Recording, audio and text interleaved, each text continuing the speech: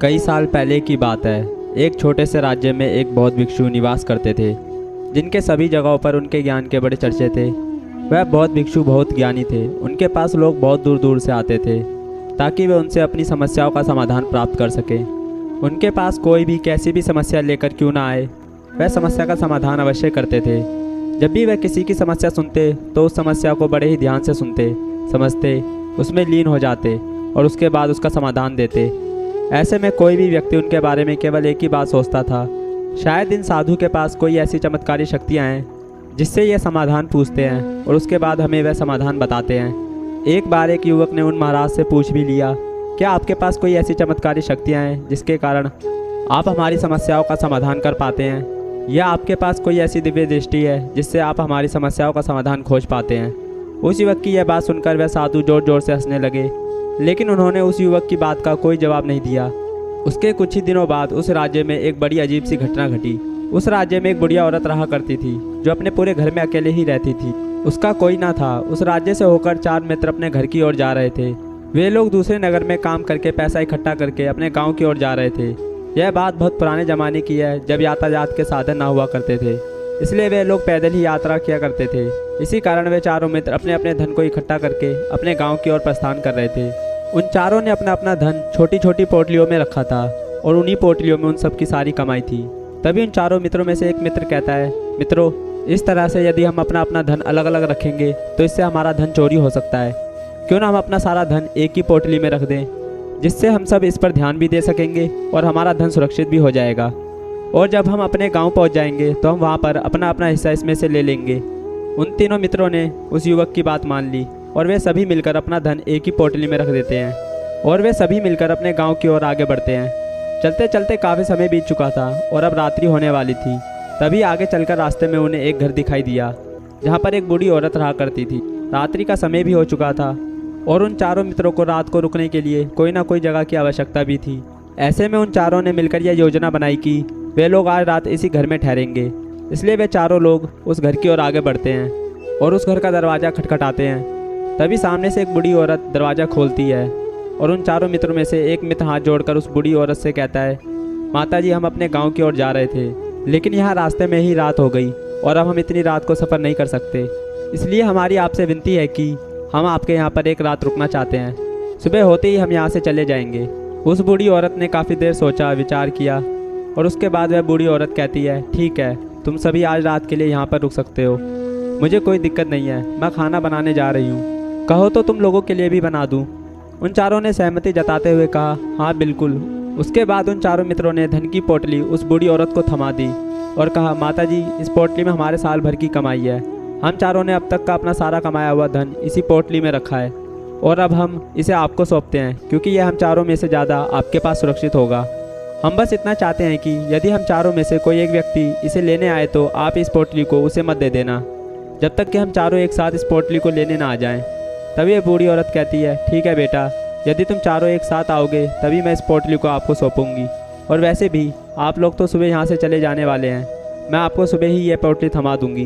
वह धन की पोटली उस बूढ़ी औरत को थमाकर चारों मित्र निश्चित हो जाते हैं कि अब उनका धन सुरक्षित है और वे लोग खाना खाकर सो जाते हैं। अगली सुबह जब वह चारों उठते हैं तो सभी लोग अपने आगे की यात्रा के लिए तैयारी शुरू कर देते हैं। उन चारों नौजवानों में से एक नौजवान थोड़ा सा बदमाश था।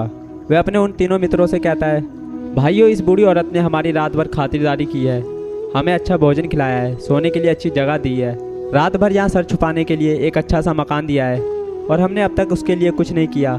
वह बूढ़ी औरत अकेले ही खेतों में काम कर रही है, क्या हम सभी यहाँ से जाने से पहले इस बूढ़ी औरत की मदद नहीं कर सकते? उस बदमाश नौजवान ने मन ही मन ये योजना बना ली थी कि वह किसी तरह से उस बुढ़िया से पोटली हासिल करके ही रहेगा। बाकी के तीनों मित्र उसकी बातों में आ जाते हैं और वह सभी मिलकर उस बुढ़िया की मदद करने अर्थात खेतों में काम करने के लिए चल पड़ते हैं। वह सभी मिलकर खेतों का काम कर ही रहे थे कि तभी वह बदमाश नौजवान अपने बाकी तीनों मित्रों से कहता है, मित्रों, मुझे जोरों से प्यास लगी है, मैं ज़रा उस बूढ़ी औरत से पानी मांग कर लाता हूँ। वह बाकी मित्र भी अब काफ़ी थक चुके थे, उन्हें भी जोरों से प्यास लगी थी, इसलिए वह तीनों मित्र उसे वहाँ से जाने की अनुमति दे देते हैं। जैसे ही वह बदमाश उस बूढ़ी औरत के पास पहुँचता है, वह उस बूढ़ी औरत से कहता है, माता जी, अब हम यहाँ से जा रहे हैं, कृपया करके हमारे धन की पोटली हमें वापस दे दे। इस पर वह बूढ़ी औरत कहती है, नहीं नहीं, जब तक तुम चारों एक साथ ना हो तब तक मैं वह पोटली किसी को नहीं दे सकती। तुम्ही ने तो कहा था कि जब तक हम चारों एक साथ ना हो तब तक यह पोटली किसी को नहीं देनी है। तभी वह बदमाश उन तीनों की तरफ इशारा करते हुए कहता है, लाऊं। उन तीनों ने सोचा कि हमारा मित्र हमारे लिए पानी लाना चाहता है, इसलिए वह हमसे आज्ञा मांग रहा है। तभी इन तीनों मित्रों ने इशारे में उस युवक से कहा, हाँ ठीक है, ले आओ।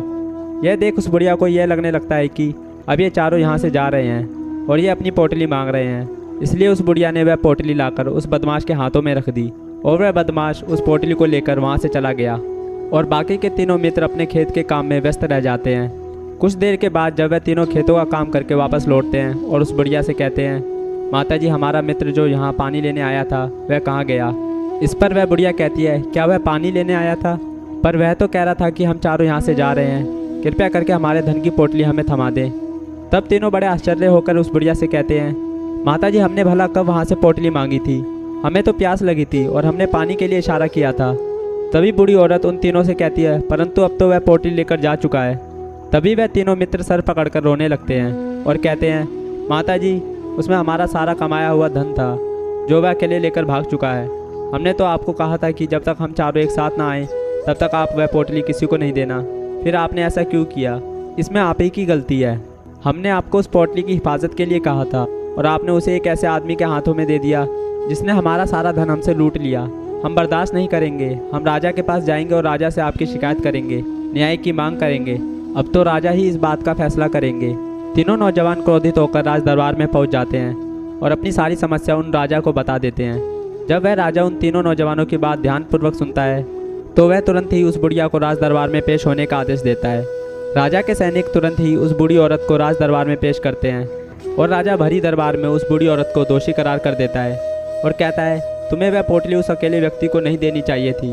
जब उन्होंने तुमसे कहा था कि जब तक वह चारों एक साथ इस पोटली को लेने ना आ जाए तब तक वह तुम्हें वह धन किसी को नहीं देना है। इसमें तुम्हारी ही गलती है और अब तुम्हें इसका हर्जाना भरना होगा। तुम्हें इनका धन लौटाना होगा। राजा का यह आदेश सुनकर बूढ़ी औरत फूट फूट कर रोने लगती है और राजा से मदद की गुहार लगाती है और कहती है, हे राजन, मैं तो एक बूढ़ी औरत हूँ, मेरे पास इतना धन नहीं है और ना ही मेरे घर में कोई ऐसा है जो धन कमाता हो। मेरे पास इतना धन नहीं है कि मैं इनका धन लौटा सकूं। मैं तो अकेली हूँ, बेसहारा हूँ, कृपया करके मुझ पर रहम करें। लेकिन राजा उस बूढ़ी औरत की एक नहीं सुनता। वह बूढ़ी औरत रोते हुए अपने घर की ओर जा रही थी। यह सोच रही थी कि आखिर मैं इतना धन कहाँ से लाऊं कि मैं उनका धन लौटा सकूं। मेरे पास इतना धन नहीं है, मैं क्या करूं, कैसे करूं, कहाँ से लाऊं? यदि मैंने उनका इतना धन नहीं लौटाया तो राजा मुझे मार डालेगा। वैसे भी मेरी ही गलती है। जब उन चारों ने मिलकर मुझसे कहा था कि जब तक हम चारों एक साथ ना आए तब तक वह पोटली किसी को नहीं थमानी है, फिर भी मैंने वह पोटली केवल उस एक व्यक्ति को थमा दी। इसमें गलती तो मेरी ही है। वह रोते रोते ये सारी बातें सोचते हुए अपने घर की ओर जा रही थी कि तभी उस बूढ़ी औरत को वही संत मिल जाते हैं जो उस नगर में किसी की भी समस्या का समाधान बड़ी सरलता और सहजता से कर देते हैं। उन्होंने उस बूढ़ी औरत से कहा, क्या बात है बेटी, क्यों रो रही हो? इस पर वह बूढ़ी औरत उस संत को सब कुछ सच सच बता देती है और कहती है, हे महाराज, इसमें गलती तो मेरी ही है। उन चारों ने तो पहले ही कहा था कि जब तक वह चारों एक साथ ना आए तब तक वह पोटली मुझे किसी को नहीं देनी है। लेकिन मेरी मति मारी गई थी जो मैंने वह पोटली केवल एक व्यक्ति को थमा दी और वह उनका सारा धन लेकर वहाँ से भाग गया। लेकिन अब मुझे यह समझ नहीं आ रहा है कि वह सारा धन कहाँ से लाऊं, कैसे जुटाऊं? मेरे पास इतना धन नहीं है और राजा ने तो आदेश भी दिया है कि मुझे उनका धन लौटाना ही पड़ेगा। लेकिन मैं समझ नहीं पा रही हूँ कितना सारा धन मैं कहाँ से लाऊंगी। तभी वह संत उस बूढ़ी औरत से कहते हैं, शांत हो जाओ, मैं कोई ना कोई रास्ता जरूर निकाल लूँगा। इतना कहकर वह संत वहीं पर बैठ जाते हैं, ध्यान करने लगते हैं। कुछ देर के लिए आंखें बंद कर सोचते हैं और विचार करते हैं। मौन रहकर वह समस्या का समाधान निकालते हैं और उसके बाद वह उस बूढ़ी औरत से कहते हैं, बेटी, राजा ने जो किया वह बिल्कुल गलत है। आपने जो किया उसमें आपकी कोई गलती नहीं, राजा का फैसला गलत है। उन संत के इतना कहने पर बूढ़ी औरत चुप हो गई और यह सोचने लगी कि आखिर राजा का फैसला कैसे गलत हो सकता है। राजा तो सभी के लिए न्याय ही करते हैं और वह कभी किसी का बुरा नहीं करते। फिर आखिर आज राजा का फैसला कैसे गलत हो गया? उन संत और उस बुढ़िया की बात आसपास खड़े सभी लोग सुन रहे थे और वे लोग भी बड़े आश्चर्य में थे, क्योंकि राजा का फैसला कैसे गलत हो सकता है? राजा ने तो बिल्कुल सही फैसला लिया है। इस बूढ़ी औरत की ही गलती है। उन चारों का धन केवल एक ही को थमा दिया। ऐसे में इस बुढ़िया को उनका धन लौटाना ही चाहिए। राजा ने गलत फैसला कहाँ किया है? तभी वह संत उस बूढ़ी औरत से कहते हैं, जाओ और राज दरबार में कह दो कि राजन, आपका फैसला गलत है और सही क्या है गलत क्या है इसका फैसला मैं करूँगा। पहले तो बूढ़ी औरत इतनी हिम्मत नहीं जुटा पा रही थी कि वह राज दरबार में जाकर भरे राज दरबार में राजा को यह कह सके कि राजन आपका फैसला गलत है। लेकिन जैसे तैसे उसने हिम्मत जुटाई और वह वापस राज दरबार लौटी। उसने डरते हुए भरे राज दरबार में बड़ी थरथर आवाज़ में कहा, हे राजन, आपने जो फैसला किया है वह फैसला गलत है। इतना कहकर उसने राजा को सारी बात सच सच बता दी। उस बूढ़ी औरत की बात सुनकर राजा बहुत क्रोधित हुआ।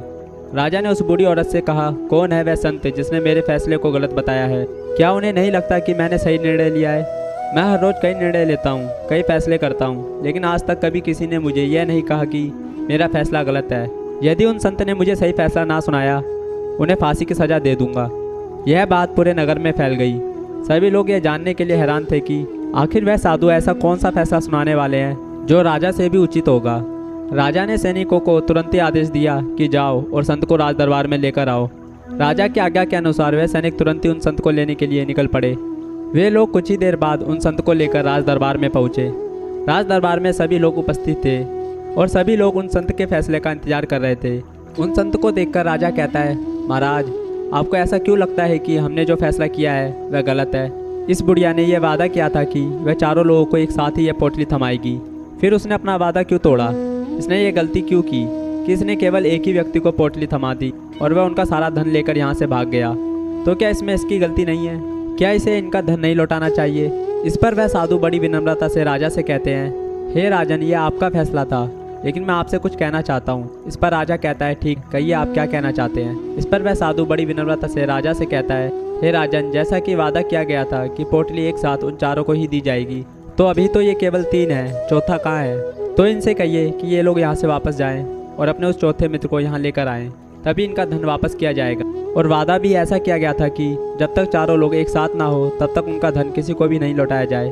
और यदि यह बूढ़ी औरत इन तीनों को धन लौटा देती है तो ये बूढ़ी औरत अपना वादा तोड़ देगी और यह सही नहीं है। इसलिए यदि आप चाहते हैं कि इनका धन लौटाया जाए तो पहले इनसे कहिए कि ये लोग जाएं और अपने उस चौथे मित्र को यहाँ लेकर वापस आए। उस राज दरबार में हर कोई इस बात को सुनकर बहुत खुश हुआ। सभी ने उन संत की बहुत तारीफ की। राजा भी उन संत के इस फैसले से पूरी तरह सहमत था। राजा तुरंत ही उन संत के सामने सिर झुका लेता है और हाथ जोड़कर उनसे कहता है, महाराज, आपका यह फैसला इतना सही कैसे हो सकता? आखिर यह बात मेरे दिमाग में आई क्यों नहीं? मैंने इस बात को इस तरह से क्यों नहीं सोचा? तभी वह साधु उस राजा से कहते हैं, हे राजन, आपके पास और भी काम होते हैं। आप दिन भर व्यस्त रहते हैं और आपको जल्दबाजी में फैसले लेने पड़ते हैं। आपने इस मामले को सुना, समझा, लेकिन इसे देखने में आप गलती कर गए। आपने केवल ऊपरी तौर पर देखा। आपने इसकी गहराई तक जाने का प्रयास तक नहीं किया। यदि आपने इस मामले की गहराई को देखा होता, समझा होता, तो आप भी इसी नतीजे पर आते।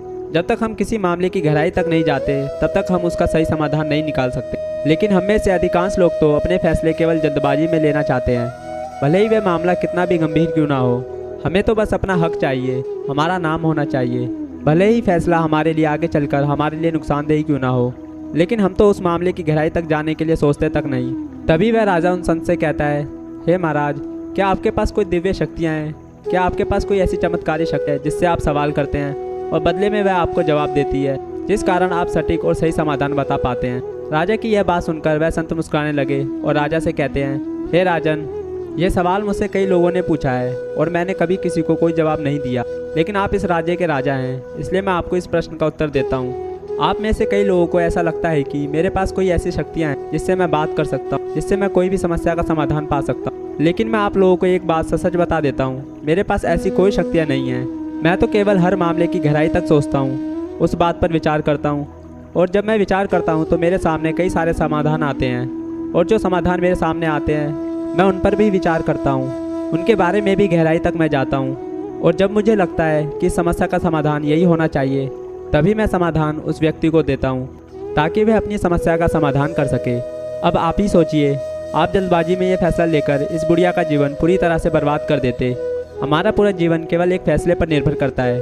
यदि वह फैसला सही हुआ तो हमारा जीवन अच्छा बन जाएगा, यदि वह फैसला गलत निकला तो हमारा जीवन नर्क से भी बदतर हो सकता है। इसलिए यदि आप सही और सटीक फैसला लेना चाहते हैं तो आपको मौन रहना सीखना पड़ेगा, क्योंकि हमारे फैसले ही हमारा भविष्य तय करते हैं। हमारी ज़िंदगी का अगला पड़ाव क्या होगा वो भी यही तय करते हैं। फिर चाहे वह फैसले छोटे हो या बड़े, वही हमारी ज़िंदगी को निर्धारित करते हैं। इसलिए सबसे पहले हमें सही फैसले लेने के लिए मौन रहना सीखना आवश्यक है, उन पर विचार करना आवश्यक है। और जब आप ऐसा करते हैं तो आपके सामने एक ही समस्या के कई सारे समाधान निकल कर आते हैं, और जब आप उन पर गौर करेंगे तो आपको यह समझ में आएगा कि उन फैसलों का समाधान कैसा होना चाहिए, कि किस समाधान से आपको क्या फ़ायदा होगा और क्या नुकसान, और उस समाधान पर सोच और विचार करने पर ही आप उसे समझ सकते हैं, और तभी आप ये निर्णय भी ले सकते हैं कि क्या यह समाधान उचित रहेगा या नहीं। और यह सब संभव हो सकता है यदि हम कम बोलना शुरू करें और पूरी तरह से मौन हो जाएं। इसका अर्थ यह है कि आप भीतर से शांत हो जाएं, और जब आप भीतर से शांत होने लगते हैं तो आपका मन स्पष्ट होने लगता है, साफ होने लगता है, और आप किसी भी चीज़ पर सोच विचार कर सकते हैं। और जब आप भीतर से शांत होने लगते हैं आप ऊपर से भी कम बोलते हैं, और जब आप धीरे धीरे कम बोलने के आदी हो जाते हैं तो आप साफ और स्पष्ट तौर पर सोच और समझ पाते हैं। आपके विचारों में शुद्धता आ जाती है, जिससे आपको ये साफ और स्पष्ट देखने को मिल जाता है कि कौन सा फैसला सही होगा और कौन सा गलत होगा, आपको उस परिस्थिति में क्या करना चाहिए और क्या नहीं करना चाहिए। लेकिन हम में से अधिकांश लोग अपने आप को सही साबित करने के लिए, अपने आप को ऊंचा साबित करने के लिए अत्यधिक बोलते हैं, और इतना बोलते हैं कि हर कोई उनकी बातों को गंभीरता से नहीं लेता। उन्हें ऐसा लगता है कि मानो ज़्यादा बोलना ही हमारे लिए हमारा शस्त्र है, लेकिन वह ये भूल जाते हैं कि वे अत्यधिक बोलकर मूर्ख बन रहे हैं। लोग हमारा मजाक बनाते हैं, हमें मूर्ख समझते हैं, हमसे दूर रहने लगते हैं क्योंकि उन्हें हमारी बकबक अच्छी नहीं लगती। लेकिन जब आप भीतर से शांत होने का प्रयास करते हैं और धीरे धीरे भीतर से शांत होने लगते हैं, तब आप अपने आप को बहुत अच्छी तरह समझना शुरू कर देते हैं, अपने आप पर अच्छी तरह से विचार करना शुरू कर देते हैं। तब आपको ये बात भी बहुत अच्छी तरह से समझ में आने लगती है कि जो हम बेकार की बकबक करते हैं उस पर हमारे शरीर की बेवजह ही कितनी सारी ऊर्जा यूं ही व्यर्थ हो जाती है, नष्ट हो जाती है, जिसे हम चाहे तो किसी ज़रूरी काम में लगा सकते हैं, फैसले लेने में लगा सकते हैं, जिससे हम तनाव मुक्त रह सकते हैं और हमें अच्छी नींद भी आ सकती है। और यदि आप इसी प्रकार सोच विचार कर फैसले लेना शुरू करते हैं तो आपका मस्तिष्क भी अच्छी तरह से काम करने लगता है, और आपका मस्तिष्क पहले से भी ज़्यादा शक्तिशाली हो जाता है। और इसका एक बहुत अच्छा उदाहरण भी आपको मैं बताना चाहता हूँ। जब आप स्कूल में पढ़ते थे या फिर आज भी पढ़ रहे होंगे, आपने देखा होगा कि जो बच्चे होनहार होते हैं, होशियार होते हैं, वे लोग बहुत कम बात करते हैं और अपना समय सही चीज़ों में लगाते हैं। वह अधिकांशतः अपना समय मौन रहकर ही बिताते हैं। इसी वजह से वे पढ़ाई करने में बहुत तेज होते हैं।